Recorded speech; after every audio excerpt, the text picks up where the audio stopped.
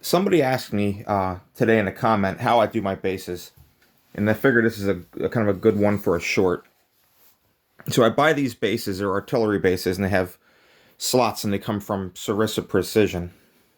There it is. This one has 5 slots, and you can see one of the slots is kind of hidden here. The larger bases have 5 slots, the small ones have 4, and depending on the size of the base, they have more slots. But I take these bases, and they come with little wooden inserts you can use as a base, but I use magnets, and I glue a thin piece of steel like this to the bottom. And if you can bend it right and you have patience, you can get it so it's very flat and it sits really, really, really nice. This one isn't as good. Some of my other ones are. That one is much better.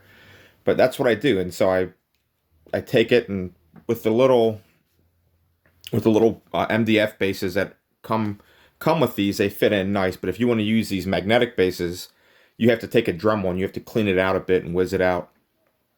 And so that's what I do. And I have these little magnetic bases. You can get them off Amazon in packs of 60 or 84, and they don't cost you more than $10. I like them a lot. They're super cheap. I base all my models like that. Every model is based magnetically, even the ones that aren't artillery crew. Because if you want to transport them, you can use a metal box, and with the weight of the model and the power of the magnet, they're not really going to fall over. It's a very secure way to transport models and move them around. And so that's how I base them. Also, something that I do is that before I get the base, before I get sand glued down, and before I do any of that, I take the base and I put the gun on, and then I get the figures glued to the bases, and I move it around so I feel that everyone has a good position. And then I take a pencil and I just draw around the wheels and around the trail where it would lay down, and I just draw that, circle it out, or get the shape that it needs.